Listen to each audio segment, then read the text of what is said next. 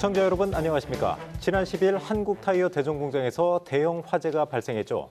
이후 인근 주민들이 피해 보상과 공장 이전을 촉구하는 등 후폭풍이 거셉니다. 지역 정가에서도 시의원 욕설과 해외 연수 등의 문제로 여야 공방이 벌어졌는데요. 오늘 월간 이슈 진단에서 점검해 보겠습니다. 그러면 토론에 함께할 분들 소개하겠습니다. 배재대 행정학과에서 최호택 교수 나오셨습니다. 안녕하세요. 다음은 단국대 정책경영대학원 이희성 교수 자리하셨고요. 안녕하세요. 마지막으로 대전 CBS 김미성 기자 함께하겠습니다. 안녕하세요. 네, 그러면 준비된 영상 보시고 본격적인 토론 이어가겠습니다.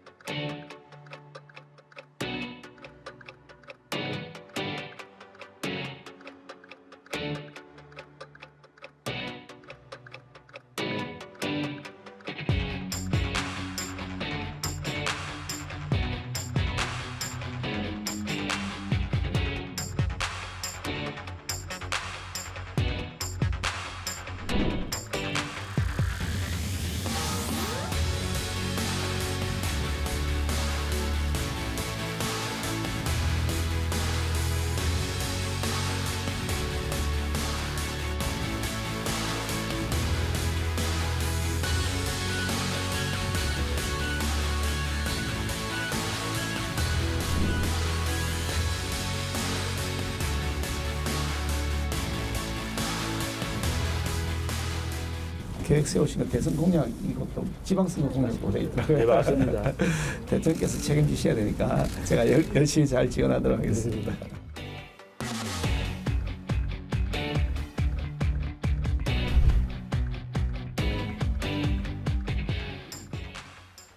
네, 지난해 9월 이제 현대 아울렛 대전점에서 이제 큰 화재가 났었는데 이번에 또 한국타이어 대전공장에서 큰 화재가 발생해서 많은 분들이 아마 놀라셨을 겁니다. 당시 이제 그 불길이 세종시에서도 보일 정도로 아주 컸었는데요. 화재 발생 나흘 만에야 겨우 이제 완전히 됐습니다. 지금까지 이제 상황을 좀 알아보겠는데요. 김미성 기자 나와 있습니다. 김미성 기자, 그 당시에 현장에 갔었나요? 화재 당시에? 네, 화재가 나고 난 다음 날 아침에 저는 갔었는데 이게 화재가 난 건 10일 밤에 이제 시작이 됐습니다. 그리고 그 다음 날 아침 11시쯤에 초진이 완료가 됐어요. 네. 그래서 큰 불은 잡힌 건데 그 뒤에 잔불 정리에 굉장히 시간이 오래 걸렸습니다. 왜냐하면 일부 물류동이랑 이제 일부 건물이 이제 붕괴가 되면서 그 밑에 가연물들이 다 쌓여 있었거든요. 그래서 그걸 하나씩 들추면서 이제 진화를 하게 돼서 이게 완전히 진화할 때까지는 58시간이라는 굉장히 긴 시간이 흘렀고요. 이게 이제 최초의 화재가 발생한 장소로 지금 꼽히는 곳은 타이어를 틀에 넣고 열과 압력을 가해서 찌는 가류 공정이라는 곳에서 지금 네. 발생을 한 것으로 좀 보이는데 이 공장이죠. 그러니까 이 공장. 네, 그렇습니다. 이 공장 내에서 이제 발생을 한 것으로 보이고, 근데 처음에는 불이 그렇게 크게 막 번지는 상황은 아니었다고 해요. 네. 경찰이 CCTV를 확인을 해보니까 처음에는 연기만 약간 피어오르는 정도의 수준이었는데 이게 한 30여 분 지나니까 이제 불꽃이 이제 튀기 시작하면서 네. 이제 큰 화재로 이제 번진 거죠. 그래서 이게 처음에는 급속도로 번진 게 아닌데 왜 이렇게 대형 화재로 이어졌는지는 수사가 필요한 상황인 것 같고요. 이 화재로 인한 이제 피해 규모는 이 공장 이제 8만 6천여 제곱미터가 거의 다 이제 타버렸고 그 안에 이제 물류 창고에서 보관 중이던 타이어 21만 개도 이제 잿더미로 좀 변했다고 합니다. 네. 이게 화재 발생 지점에 대한 감식이 좀 제대로 이루어져야 하는데 지금 붕괴가 많이 된 상황이어서 그 안에 진입하기가 상당히 어려운 상황이라고 해요. 그래서 이제 옆에 있는 1공장에 이제 비슷한 공정을 좀 확인을 하고 소방 관계자라든지 한국타이어 관계자들에 대한 이제 경찰 조사가 이루어지고 있는데 정확한 원인이 나올 때까지는 약 석 달 이상 정도 소요가 될 것으로 지금 좀 보이는 상황입니다. 네. 당시 이제 화재 때문에 고속도로의 이제 차량 통행도 좀 차질을 빚었고 사실 KTX 운행도 좀 지연이 되지 않았습니까? 그래서 이제 사람들의 관심이 많은데 아무튼 수사 결과 원인 밝히는데 시간이 좀 그렇게나 오래 걸리는 건가요? 석 달이나? 네, 이게 우선 진입을 해야 되는데 네. 진입 자체가 지금 좀 어려운 상황이기 때문에 사실 옆에 있는 1공장이 같은 모형으로 돼 있다 하더라도 그래도 화재가 난 직접 그 현장을 찾아서 보는 게 먼저거든요. 네. 근데 들어가는 소방 인력의 안전 문제도 있기 때문에 그렇겠네요. 네, 그런 부분이 먼저 정리가 좀 돼야 될 것 같습니다. 네. 그런데 이제 직원들의 그 생계 문제가 또 이제 이슈가 되고 있습니다. 사실 직원들은 화재도 화재지만 생계 걱정이 더 큰 문제다. 이런 좀 얘기를 하면서 지금 사실 직원들이 이제 공장 가동이 중단되면서 일을 못 하고 있지 않습니까? 그 최우택 교수님 어떻습니까? 그 고용 불안 문제 이거에 대해서 또 말이 나오기 시작했어요. 어떻게 좀 보세요? 지금 현재는 이제 이 한타가 올수습된 그런 상태이고요. 그렇죠. 직원들도 이제 출근을 못 하고 있는데 뭐 들리는 얘기로는 급여받던 것의 한 70% 정도는 휴업수당 비슷하게 좀. 휴업수당으로 예. 이렇게 지급하겠다 이렇게 하고 있어요. 근데 이제 집에서 있다 보니까 그래도 기존에 들어가던 돈이 있잖아요. 그래서 뭔가 아르바이트를 좀 해보고 싶어도 그걸 사용자 층에서는 이제 허락을 안 하는 거고 네. 대기해라. 바로 콜하면 니네 나와야 되니까 대기해라. 이런 상황이다 보니까 사실은 이제 그 수입이 그러면 30% 정도가 준 거잖아요. 그러면 이제 그런 것 때문에 상당히 좀 불안해하는 거고 또 언제 이것이 재개될 것인지 이것도 지금 모르는 상태 아니겠습니까? 또 얼마 전에 재가동을 했는데 약간 뭐 또 화재 비슷하게 뭐 연기도 피오르고 했다는 그렇죠. 거잖아요. 예, 예. 그러니까 이것이 지금 문제가 해결되지 않았는데 어설프게 사실은 재가동을 했다가 더 큰 참사가 나올 수 있기 때문에 아마 사용자 측에서도 제가 볼 때는 섣불리게 다시 이제 재개를 못할 것 같아요. 그러다 보면은 장기간 이제 이런 상황이 될 것 같고 거기에 다니시는 분들도 문제지만 더 중요한 것은 인근에 있는 상인들 있지 않습니까? 네. 이분들은 회사에 직원들이 출근 안 하기 때문에 사실 낮 장사 가지고 이분들이 먹고 살아요. 근데 지금 낮에 점심시간에 사람들이 없지 않습니까? 그러면 여기도 한 달이 될지 두 달이 될지 계속 놀아야 되는 이제 그런 상황이 있을 수가 있는 거고요. 또 더 중요한 것은 인근 아파트 지역이라든지 인근의 주민들 같은 경우에는 지금 그 사실 이제 타이어 냄새라고 하는 것이 타이어가 하나만 해도 소방차가 그 와요. 그래서 그 진압을 하고 사실은 그 불을 낸 사람에게 벌금형까지 때리게 되는 거거든요. 네. 지금 이 타이어가 20만 개인지 30만 개인지 지금 21만 개. 21만 개라고 그래요. 그거는 예. 이제 그쪽에서 얘기를 하는 거고요. 네. 그렇죠? 그건 모르는 거지 않습니까? 조사를 해봐야 되니까. 근데 이 엄청난 것들이 지금 탔는데도 불구하고 조사도 제대로 돼 있지 않고 그러니까 그 인근의 주민들은 그 냄새에 시달리고요. 지금 막 가슴 통증 호소하시는 분, 두통 호소하시는 분, 별 사람들이 다 있어요. 네. 그러다 보니까 지금 아까 얘기한 대로 이제 노동자도 그렇지, 인근 상인들도 그렇지, 지역 주민들도 그렇지, 상당히 고통스러운 나날을 좀 보내고 있다. 네. 근데 문제는 뭐냐면 사실은 이 문제는 대전시가 제일 먼저 여기는 이제 그 관계를 갖고 처리를 좀 해야 되는데 화재 당일날도 대전시가 한 게 아무것도 없다는 거예요. 네. 자체적으로 사람들 대피시키고 한 것도 자체적으로 그 동위원회에서 그것을 한 것이지 대전시가 한 게 아니라는 거예요. 그래서 과연 그렇다면 우리에게 지자체는 왜 필요한 것인지, 우리 저기 있는 정치인들은 왜 필요한 것인지, 이제 이런 답답한 상황 속에서 지금 하루하루 지나고 있다 이런 말씀드리겠습니다. 네, 알겠습니다. 그 최우택 교수님인데 전반적으로 다양하게 다 말씀을 해주셨는데 일단 이번에는 그 고용 불안 문제부터 먼저 좀 짚고 넘어가겠습니다. 어제 이제 그 한국타이어 직원들도 이제 기자회견을 좀 했어요. 그래서 이제 여러 가지 좀 불안하다, 고용 불안 문제도 좀 호소를 하고 또 생계 문제도 좀 이렇게 좀 토로를 했는데 그 고용 불안 해소 어떤 좀 방법이 있을까요? 지금 이제 대전 공장에 3,200명이 근무를 하고 있고 그렇죠. 지금 70%에 해당하는 2,100명에게 이제 휴업 통보를 낸 거고요. 그 근로자들 외에도 이제 시간제라고 하는 계약제 근로자 이 부분에 대해서는 아직 대책이 마련돼 있지 않고 네.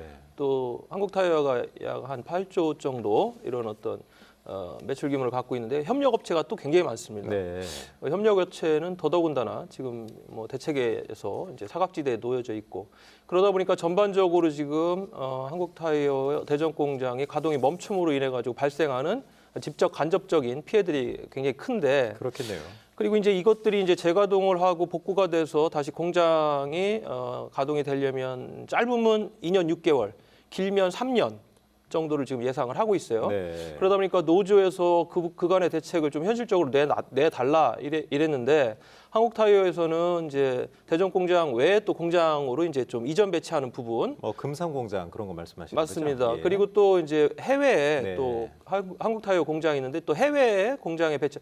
근데 이제 이것은 노조에서 좀 받아들이기가 어렵다. 직원들은 그런 이제 입장입니다. 생활 터전이 대전인데 네. 뭐 갑자기 금산으로 출근해라 아니면 또 해외로 나가라 이러면 직원들 입장에서 받아들일 수 없는 거 아닙니까? 없죠. 그리고 이제 기존 공장에도 적정 인력들이 배치가 돼 있기 때문에 네. 거기에서 어떤 업무 분장이라든가 역할도 불명확하고요. 네. 그래서 지금 그런 부분에서 굉장히 불안해하고 그리고 이 3년이라는 시간 동안에 휴업을 지속했을 때 말 그대로 3년 후에 또 재고용이 되고 현장 복귀가 될지도 미지수거든요. 네. 그런 부분에 대해서 지금 책임 있는 그런 어떤 대책이 마련돼야 된다 이런 생각이 듭니다. 네. 그 주변 지역 이제 피해 문제도 좀 알아보겠습니다. 이제 제가 며칠 전에 기사를 봤을 때는 단 열흘 사이에 이제 피해 접수를 했더니 700건 넘게 인근 주변 아파트에서 좀 접수가 됐다 이런 내용이 있었는데, 자 김민선 기자 어떻습니까? 그 이후에도 좀 추가로 늘었나요? 네, 그 이후에도 이제 주민들이 모여서 이야기한 거는 거의 800건 이상 이렇게 좀 네. 이야기가 되고 있는 상황인 것 같고요.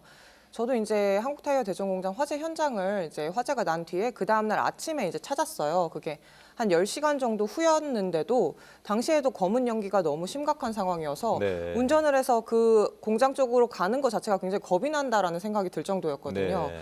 그래서 가보니까 숨쉬기가 정말 너무 힘들고 방진 마스크를 끼고 있는데 그 앞에 마스크 흰색이 검은색으로 금방 바뀌더라고요. 네. 그래서 그런 상황에서 옆에 세워둔 차에도 먼지나 재 같은 게 소복하게 쌓이는 걸 보면서 아, 정말 상황이 심각하구나라는 걸 느낄 수 있었거든요.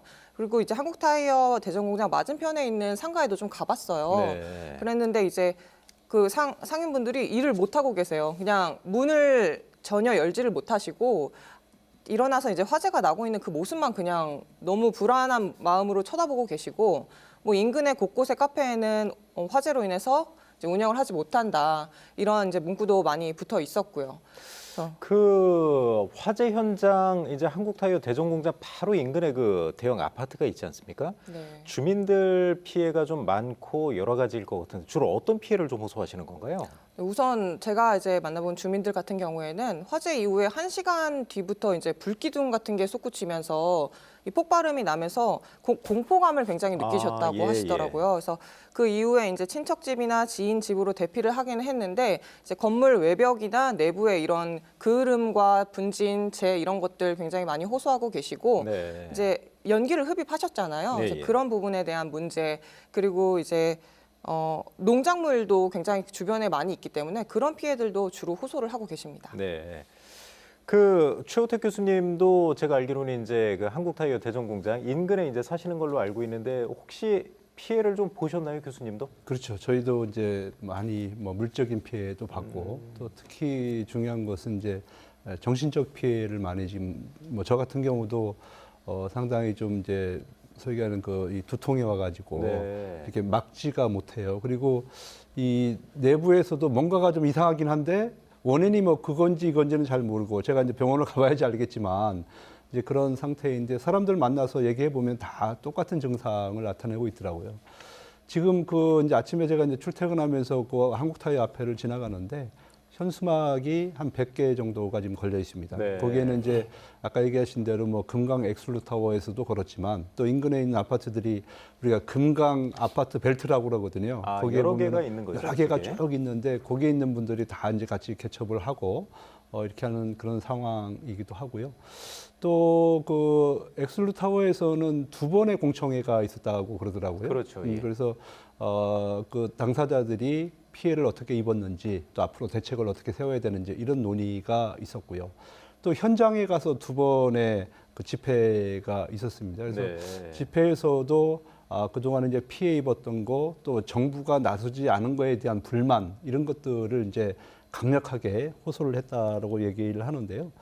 제일 중요한 것은 1급 발암 물질이라고 할 수 있는 다이옥신이에요. 네. 이게 타이어가 21만 개 공식적으로. 이거는 뭐 말로 표현할 수도 없는 거고요. 지금 우리 눈에는 안 보이는 거죠. 아까 우리 그 김미성 기자 얘기한 대로 눈에는 잘 안 보이니까 모르지만 저도 한번 차를 닦아 보니까 시커매요. 근데 그게 금강변에 대청호에 다 내려앉았단 말이에요. 그렇겠네요. 바람이 그쪽으로 불었기 네. 때문에. 그러니까 이거는 신탄진 사람들의 문제가 아니라 대전 시민 어찌 보면 충청권 사람들의 직결되는 문제예요. 그런데도 네. 불구하고 제일 지금 그 인근 주민들이 좀 가슴 아파하는 것은 왜 대전시가 한 번도 관심을 갖지 않고 오지 않느냐. 네.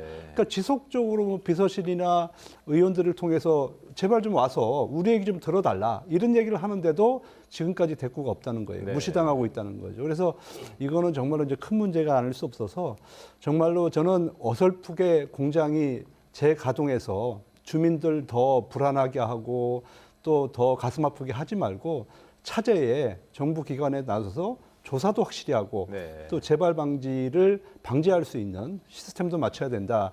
왜 그런 얘기를 하느냐면 이번이 한 번이 아니에요. 그렇죠. 여러 번 2006년도, 났었죠. 네. 2014년도 올해 세 번째예요.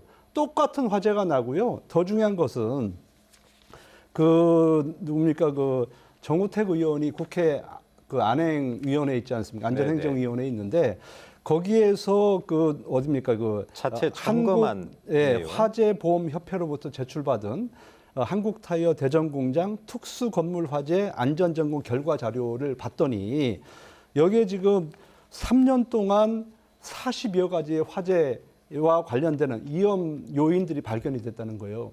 그래서 지속적으로 이걸 바꿔야 된다. 네. 이걸 바꾸지 않으면 화재가 난다. 경고를 주는데도 불구하고 그동안에 이것을 한국타이어가 무시를 했다는 거 아닙니까? 그리고 직접적으로 이번에 화재 관련이 있는 가류 공정에서도 거기에도 지속적으로 얘기를 했다는 거예요. 근데 네.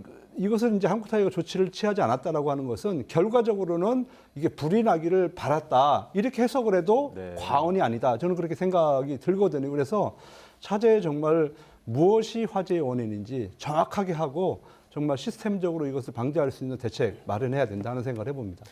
알겠습니다. 아무래도 이제 최우택 교수님이 공장 인근에 사시니까 조금 더 이제 감정이 좀 이입돼서 그렇게 말씀하신 것 같아요. 그래서 김미성 기자도 여러 가지 이제 피해 상황 얘기하셨고 최우택 교수님도 뭐 그런 이제 주민으로서 그 입장도 말씀을 해주셨는데 이렇기 때문에 아예 공장을 이전해라. 그동안 이제 처음 사고가 난 것도 아니고 화재가 그동안 여러 번 있었지 않습니까? 그 이성 교수님 이 사태 그런데 대규모 공장이 또 이전하는 거 쉽지 않단 말이에요. 어떻게 좀 풀어야 될까요? 지금은 뭐 아무래도 감정이 좀 올라와 있다 보니까 맞아요. 예. 지역 주민들이 이제 비상대책위원회를 꾸려서 이제 채널을 만드신 것 같아요.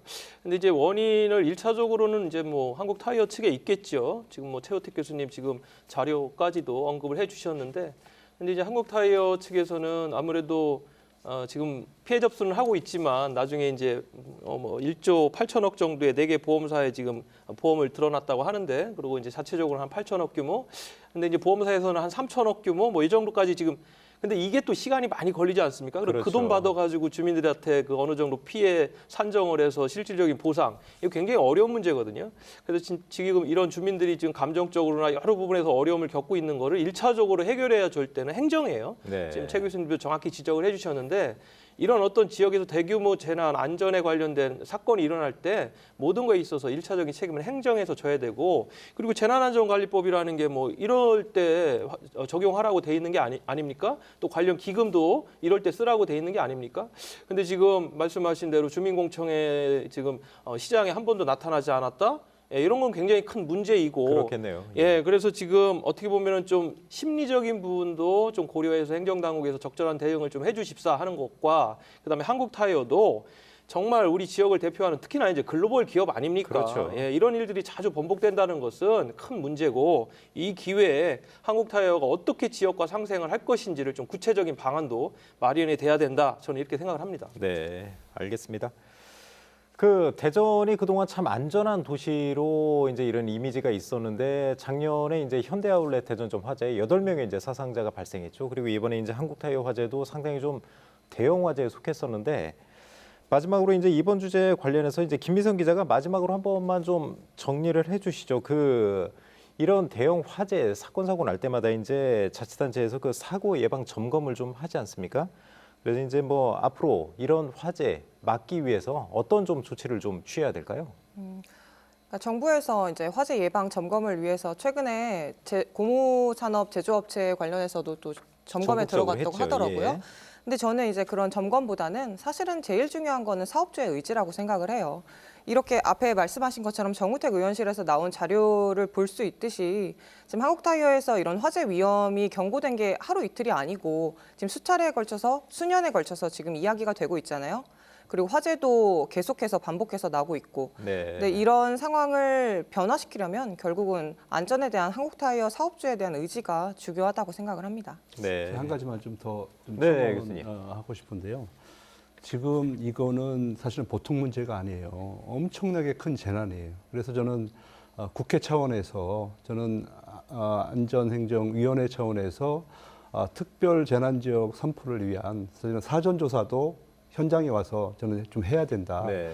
왜냐하면 우리 대한민국이라는 나라가 그렇잖아요. 힘 있는 사람들이 와서 그래도 얼굴도 좀 비춰주고 그래야지 공장도 긴장하면서 조사도 좀 제대로 할 것 같고. 그렇죠. 왜냐하면 두 번의 조사가 있었는데 화재가 있었는데 그때 대충 해서 이렇게 넘어간 거예요. 네. 지금도 사실은 그렇게 하기 위해서 왜 재가동 하려고 그러다 다시 불라고 하는 거 아닙니까? 그래서 차제에 국회 차원에서 정확하게 조사를 하고 재난 지역으로 선포할 수 있으면 대통령께 건의해서 그것도 좀 고려를 해야 돼요. 왜냐하면 그렇게 해야지만이 지금 거기에 근무하시는 노동자들 있지 않습니까? 이분들에 대한 대책도 세울 거 아닙니까? 그리고 아까 얘기한 대로 금강변도 그렇지만 대청호라고 하는 데가 엄청나게 오염이 되어 있는 거예요, 지금. 네. 그래서 충청민들의 어찌 보면 건강이 상당히 좀 위협을 받고 있기 때문에 이제 그런 노력을 좀 해줘야 될 것 같고요. 또 대전시 의회 차원에서도 저는 특별위원회 구성해서 전적으로 이 지역을 좀 관심을 가지고 지켜봐야 될 것 같고 지금 대전에 7분의 국회의원들이 계시는데 우리가 그분들을 뽑아놓는 이유는 이런 큰 문제가 발생했을 때 국회 차원에서 논의가 진행돼야 되고 국회가 내려와서 진상을 조사를 해야 되고 그래서 다시는 일어나지 않도록 그분들이 역할을 해야 되는데 네. 그걸 지금 못하고 있는 거 아닙니까? 그래서 지금 지역민들은 그 부분에 대해서 지금 이제 사실 억울해하는 거고 가슴 아파하는 측면이 있다. 그래서 정치인들이 지금부터라도 좀 제대로 역할을 했으면 좋겠다는 말씀 드리겠습니다. 알겠습니다. 이제 화재 발생하고 시간이 점차 흐르면서 이제 시민들의 관심이 좀 낮아지고 있는데요. 아무튼 시민들의 안전을 책임지는 대전시 또 이제 뭐 사업주는 당연한 거고요. 또 정치권까지도 좀 신경을 써가지고 이런 일 다시는 좀 반복되지 않도록 그렇게 좀 힘을 써야겠습니다. 자, 다음 주제로 한번 넘어가 볼게요. 이제 세종시의회에서 욕설 파문이 최근에 있었어요. 이제 김학서 국민의힘 소속이죠. 세종시 의원이 그 민주당 여미전 의원이 5분 자유 발언하는 와중에 욕설을 했는데 사실 저도 이제 봤지만 상당히 좀 심한 욕이었어요. 김미성 기자 당시 상황을 좀 설명을 해주시죠. 네, 당시에 이제 더불어민주당 소속의 여미전 의원이 5분 자유 발언 중이었는데요. 그 당시의 주제가 그 세종시가 지금 전동면에 조성 중인 폐기물 처리 시설 친환경 종합타운에 대한 이제 문제점을 지적을 한 네네. 거였어요. 근데 이제 김학서 의원의 지역구가 전동면이거든요. 그러니까 자기 지역구의 현안에 대해서 이렇게 비판을 하니까 대뜸 욕설을 한 거였어요. 그렇죠. 상당히 좀 심한 욕을 하셨더라고요. 예, 그게 네. 이제 지금 방송용이라고 말씀드리긴 좀 예, 어려운데, 하시면 안 돼요, 네, 그건. 정말 심각한 욕설이었고 막말도 섞어서 이어서 계속 하셨거든요. 네. 그래서 거기 있던 다른 동료 의원이 왜 욕설을 하시냐 이렇게 말을 하니까 혼잣말 한 거다 이렇게 말씀을 하시면서 나가기도 했는데 지금 그 문제로 이제 파문이 일면서 민주당 세종시당에서 김학서 의원의 사퇴를 좀 촉구를 하고 있는 상황이고요. 이후에 김 의원이 이제 부의장직도 맡고 있거든요. 그렇죠. 예, 그 부의장직을 이제 사퇴를 하겠다고 이제 의장에게 이야기를 했는데 그게 받아지지 않고 야당에서 단독으로 부의장직을 박탈하는 표결이 이루어졌고 이후에 이거와 별개로 또 윤리위원회의 회부까지 된 상황이어서 여야 간 갈등이 굉장히 심각한 상황입니다. 네. 사실 이제 국민의힘 세종시당에서도 잘못했다는 점을 인정을 하면서도 민주당이 너무 또 좀 일방적으로 의회에 끌어가고 있는 거 아니냐 이런 좀 비판의 목소리도 좀 내고 있어요. 그래서 세종시에 요즘 이제 각종 현안이 많은데 여야 갈등으로 번져서 혹시 좀 뭐 시의회 운영에 차질이 있는 거 아닌가 이런 우려의 목소리도 나오고 있는데 최 교수님은 좀 어떻게 보세요? 우리가 이제 첫 단추를 잘 깨야 되는데요. 거기 의장단 구성하고 할 때부터 보면 성추행 문제, 동성 간의 네. 성추행 문제가 있었고요. 그다음에 최근에 왜 그 산하기관의 조례 관련해서 그렇죠. 뭐 투표 과정에서 이제 문제가 또 있지 않았습니까? 네네. 그런 문제도 있었고, 그다음에 이제 아까 얘기한 대로 이제 5분 발언하는 과정 속에서 이제 욕설이 왔다 갔다 하고 하는 건데, 지금 세종시 의회는 대한민국의 소위 얘기해서 우리가 보지 말아야 될 꼴물견은 다 지금 보여주고 있는 거예요. 맞습니다. 예. 그럼에도 불구하고 이 사람들 지금 좀 이따가 뭐 해외 연수 간다며요. 이게 도대체 이게 뭐 하는지를 잘 모르겠어요. 그래서 왜 이런 일이 발생하는가를 보면 지금은 이제 우리가 세종시 같은 경우는 여소야대입니다. 그렇지 않습니까? 민주당 숫자가 좀 많아요. 그러다 보니까 민주당 입장에서 보면 어떻게든지 다음 그 지방선거에서 본인 쪽으로 유리한 쪽으로 가져가기 위해서 사사건건 트집을 잡는 거예요. 네. 그러니까 잘하면 잘한다, 못하면 못한다 이렇게 해야 되는데 사사건건 잡는 거예요. 그거는 저는 중앙 정치인들의 잘못이다. 왜냐하면은 제대로 가르쳐야죠. 그래서 제대로 역할을 할 수 있도록 해줘야 되는데 자신들 의도대로 그 사람들을 조종하려고 그래요. 그러다 보니까 이런 행태들이 많이 나타나서 저는 중앙 정치인들, 특히 그 국회의원 두 분 계시는데 그분들에게 좀 문제 제기를 좀 하고 싶은 생각이 있는 거고요. 또 하나는 의원으로서 자질이 저는 충분히 있어야 되고 소양도 있어야 되는데 네. 지금 우리가 공천 과정이나 이런 것들을 보면 의원으로서의 자질이나 소양이 문제가 아니라 사실은 얼마나 당협위원장의 말을 잘 듣느냐 이게 이제 공천의 과정이 되는 거고 또 더 중요한 것은 우리가 심각하게 의원들의 자질이나 이런 것들을 보고서 우리가 선택을 해야 되는데 사실 우리 충청 지역이라는 게 우리가 뭐 캐스팅 보트 역할을 한다고 그러지만 바람에 의해서 선거가 좌우돼요. 네. 그러니까 자질이 안 되시는 분들이 대거 또 의회에 들어오기도 하고 그러니까 이런 문제들이 복합적으로 그러니까 지금 모험은 기초인데 사실 아니 그렇죠? 이 법적으로는 지금 이제 광역이잖아요. 네네. 그러니까 자기한테 뻐거운 옷을 입고 있다 보니까 이런 일들이 주체할 수 없이 자꾸만 발생한다. 그래서 세종시의회가 다시 한번 좀 각인을 하고 정말 다시 한번 다짐을 하고 제대로 좀 의정 활동을 좀 했으면 좋겠다는 말씀 드리겠습니다. 그 이성 교수님, 예, 말씀하시죠. 네, 세종시 의회가 이제 20석인데 이제 13대 7로 민주당이 많지 않습니까? 네. 근데 김학서 의원이 그 국민의힘 소속인데 사실은 이 문제는 온전히 이제 개인적인 자질이라든가 어떤 윤리에 대한 문제죠. 이 부분을 뭐 그간에 이제 또 김학서 의원이 이전에 그 조례 관련된 통과할 때 버튼 잘못 눌러가지고 맞습니다. 본인의 실수로 그런 것도 이제 뭐 무슨 사무처가 잘못했다라고 이제 어떤 면피용 발언을 하고 이러다 보니까 뭔가 본인한테 이제 쏠려 있던 부정적인 시각들 이런 것들이 이제 이렇게 욕설을 파문을 또 일으키고 하는 부분인데 이거는 민주당이 뭐 의회 독단, 의회 뭐 숫자가 많아가지고 뭐 반대했다 이런 것보다는 오히려 국민의힘의 소속 의원이 이런 문제를 계속적으로 좀 발생을 시켰을 때 국민의힘 자체에서의 어떤 자정 능력을 발휘하거나 선제적으로 뭔가 좀 조치를 취하는 것이 더 바람직하다 이런 생각이 들고요. 엊그제죠. 싱가포르 지금 해외 연수 떠났다고 합니다. 네. 예, 20명 의원 중에 지금 국민의힘 의원 2명은 또 기분 나빠서 못 가겠다 해가지고 2명은 또 빠졌다고 합니다. 네. 뭐 거기 가면 또 뭐 하겠어요. 서로 또 저녁에 좋은 시간 보내면서 또 손잡고 일하자 이러겠죠. 단합은 잘 되는 편이네요. 연수에서는. 그래서 이런 모습들을 저희들 시민들이 국민들이 뭐 정말 바보도 아니고 다 보고 지켜보고 있거든요. 좀 무서운 줄 알고 본인들한테 주어진 권력들을 제대로 행사를 해야 되지 그런 모습들 좀 지탄받아야 된다. 저는 그렇게 생각합니다. 결국 이제 시의회에서 이런 모습을 보여주면 결국 이제 4년에 한 번씩 선거를 치르는데 결국은 표로 심판을 받을 것이고 이런 행태를 하면 본인들이 이제 손해라는 걸 반드시 시민들이 이제 투표해서 좀 인식을 시켜줘야 될 것 같습니다.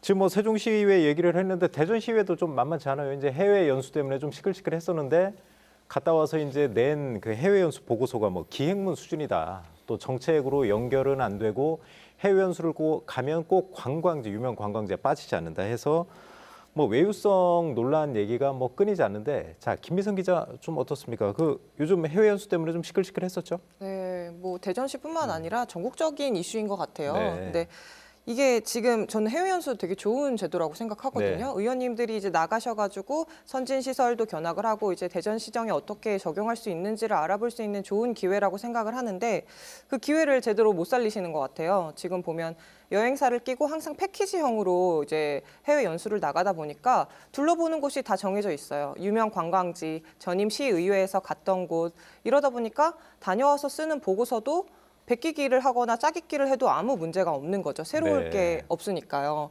그래서 이제 다녀와서 뭐 위키백과나 이런 데에 이제 뭐 보고서를 쓰다 보니까 밖에서 시민들이 볼 때는 아니 시의원들이 연수를 간다고 수천만 원의 혈세를 쓴다고 하는데 도대체 갔다 와서 뭘 하는 건가라는 생각이 좀 들 수밖에 없고 네. 저 최근에 이제 전직 시의원분을 한 분 만났거든요. 네. 그래서 해외 연수에 대해서 요즘 너무 시끄러우니까 한번 여쭤봤어요. 그랬더니 다녀오면 이제 의회에서 보고서를 내라고 한대요. 근데 직접적으로 의원님들이 쓰시는 경우가 별로 없다는 거예요. 그래서 그 이후에 항상 직원분들이 쓰다 보니까 직접 다녀온 사람 따로 쓰는 사람 따로 이런 상황이 돼서 보고서에 문제가 더 있는 거 아닌가라는 생각도 좀 들었습니다. 심각한 문제네요. 지금 뭐 김민성 기자가 해외 연수 그 지방의회 해외 연수 이제 좋은 제도라고 했는데 저도 개인적으로는 참 좋은 제도라고 생각을 합니다. 이제 그 연수에 드는 비용에 비해서 이분들이 가서 좀 좋은 이제 좀 정책도 좀 발굴을 하고 또 합심하고 좀 단결을 해서 시의회에서 이제 세는 예산을 자치단체 예산을 좀 잡아낸다면 그 훨씬 더 효과가 있을 거라고 생각을 하는데 활용을 잘 못해서 그렇겠죠. 그 최우택 교수님 어떻습니까? 계속 이런 논란이 이제 반복이 되고 있는데 좀 올바른 방향을 한번 정리를 해주시면 어떤 게 있을까요? 지금 가장 큰 문제는 단기간에 이것이 추진이 된다는 거예요. 네. 그래서 우리가 어디를 왜 가야 되는지 명확하게 쓰지 않고 출발하는 겁니다. 그리고 사실은 갔다 와서 우리가 이제 그걸 어디에 적용하기 위해서 이제 가는 건데 네. 적용할 때도 찾지도 않고 그냥 일단 보고 와서 하겠다는 거거든요. 그러니까 우리는 지금 돈이 있어서 해외 연수를 가는 것이지 가고 싶어서 가는 의원들이 많지가 않아요. 예, 그러다 보니까 이제 시간이 있을 때 급하게 추진해서 다녀오게 되는 것이죠. 네. 근데 원래는 해외 연수를 가기 위해서는 최소한 3개월 전부터 준비를 해야 돼요. 네. 그리고 우리가 방문하고자 하는 그 지역에 대해서 학습을 해야 돼요. 선행 학습을 하고 또 방문하고자 하는 그 기관에 대해서는 우리가 알아야 되는 거거든요. 그래서 미리 담당자들끼리 이제 연락도 하고 그렇겠죠. 이렇게 해서 정보가 왔다 갔다 한 다음에 우리가 이제 필요한 것을 질문지를 준비하고 가서 사실은 가지고 와야 되는 거거든요. 네. 그렇게 됐을 때 보고서가 완벽하게 되는 거예요. 근데 지금 아까 우리 저기 김유성 그 기자님 말씀하신 대로 보고서를 그러니까 연수를 다녀오는 사람 따로 있고 보고서를 쓰는 사람 따로 있고 네. 그나마 공무원들이 만약에 이걸 작성하게 되면 그나마 좀 나아요. 근데 여행사가 그걸 작성하는 거예요. 그래서 보고서를 보면 르브르 박물관이 우리가 거기에 대해서 설명이 우리가 왜 필요합니까? 그거는 보고서에 없어도 다 나와 있는 거예요. 네. 그리고 정작 우리가 적용해야 되는 건 한두 페이지밖에 안 됩니다. 그러다 보니까 이게 이제 외유성 낭비라고 우리가 그런 얘기를 하기 때문에 저는 정말로 이 특히 이제 보고서 문제만큼은 제가 이제 예전에 우리 그 대전 서구의 의원들 모시고서 이제 핀란드하고 덴마크, 미국도 다녀고 이렇게 했었거든요. 네. 그때 저는 이것을 극복하기 위해서 어떻게 했냐면 사전에 상임위원회가 결정이 되면 나라를 정했습니다. 같이 모여서. 네. 그리고 그 지역에 대해서 학습을 했었고요. 그리고 우리가 방문하고자 하는 기관 정확하게 하고 그 담당자하고 수시로 이메일로도 연락을 주고받았거든요. 네. 또 우리가 궁금한 사항들 질문 만들어 가서 매일 하루에 의원 한 명당 한 가지씩만 우리는 제대로 보자. 네. 그리고 저녁에 돌아와서 피드백 타임 가짐으로 해서 그걸 우리가 이제 토론을 하는 거예요. 네. 네. 근데 예를 들어서 10명이 가면 5일이면 50가지가 생기는 거예요. 그래서 저녁마다 그걸 토론하고 적어놨기 때문에 보고서에 그대로 담으면은 바로 적용할 수 있는 부분이잖아요. 네. 그래서 그 실용성이 상당히 높았던 건데 지금 같은 경우는 이제 그런 절차 없이 가다 보니까 정말 우리 그 주민들이 시민들이 불안해하고 또 어떻게 보면은 정말 외유성이라고 비판하기에 그런 계기를 준 것이 아닌가 하는 생각을 해봅니다. 예. 지금 최우택 교수님께서 말씀하신 부분이 뭐 해외 연수의 정석이라고 좀 할 수 있겠네요. 그런 식으로 가면 아주 내실 있고 좋을 것 같은데 이희성 교수님도 좀 말씀을 해주시죠. 이게 이제 첫 단추를 잘 깨야 되는데 해외 연수를 가기 전에 이제 그 계획에 대해서 심의를 받게 돼 있고 네. 또 이제 공무 출장 심의위원회를 구성을 하거든요. 네. 보통 이제 한 7명 정도로 구성이 되는데 이 위원회가 전원이 다 의회 추천 의원이에요. 그러니까 계획에 대한 심의를 제대로 하는 것이 아니라 그냥 계획에 대해서 통과시켜주는 거수기 역할로 끝나는 거예요. 네. 이 첫 단추가 이렇게 깨어지다 보니까 그 이후의 절차는 거의 있으나 마나한 이런 과정이죠. 그렇죠. 그래서 이제 공무출장 심의위원회 구성을 좀 더 시민들이 참여하거나 제3자의 관점에서 디테일하게 계획을 심의할 수 있도록 이런 위원회 요거 하나만 바꿔도 저는 좀 제대로 작동을 한다 이런 생각이 들고 그리고 두 번째 해외 연수를 갈 때 사무 직원 수를 너무 많이 데려가요. 네. 어떤 데는 의원보다 사무원 수가 더 많은 그런 출장도 있습니다. 제가 이제 공무심의위원회를 제가 해봤기 때문에 이런 말씀을 드리는 건데 그러면 다 이유가 있습니다. 근데 이렇게 일종의 보좌 동행하는 직원 수가 많다 보니까 의원들이 가서 그냥 마음이 좀 느슨해지는 거예요. 네. 그리고 뒤처리, 보고서라든가 각종 의전 이런 것들을 다 직원들이 합니다. 그렇겠네요. 그렇기 때문에 저는 동행 직원을 하지 말아야 된다. 우리가 뭐 저희도 뭐 대학에서 여러 그 연수를 떠나지만 거기에 뭐 행정요원 데리고 갑니까? 그렇지 않거든요. 그러면 본인의 역할이 더 막중하고 해야 될 일이 많기 때문에 짜임새 있게 준비를 한다는 것이죠.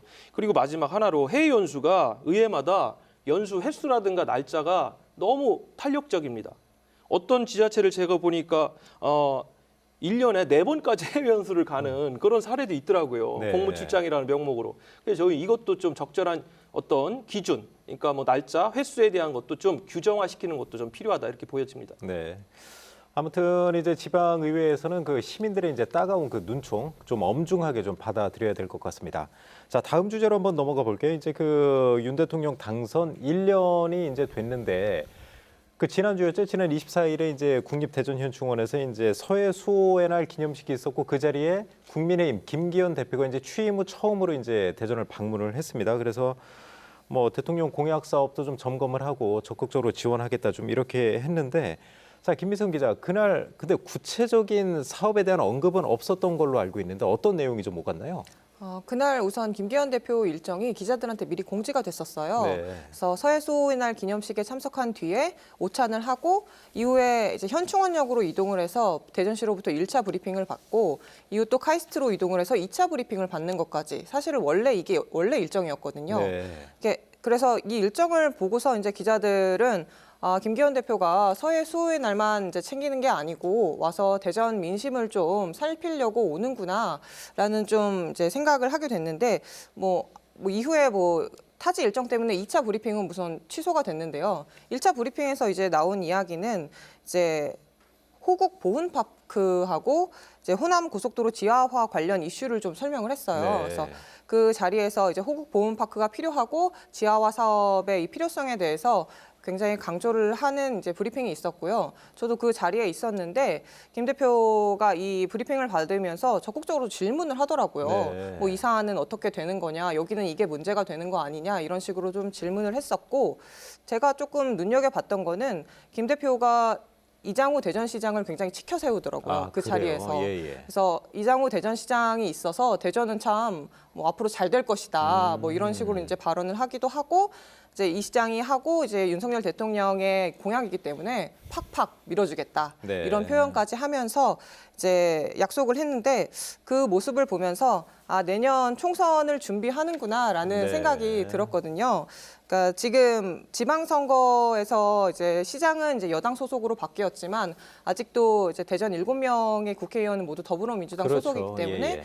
이제 국민의힘에서 계속적으로 이야기하고 있는 게 총선에서 이제 다수당이 돼야 이제 완전한 지방 권력을 교체하는 거다라고 이야기를 하고 있기 때문에 그 부분을 좀 강조하기 위한 자리였던 것 같습니다. 네.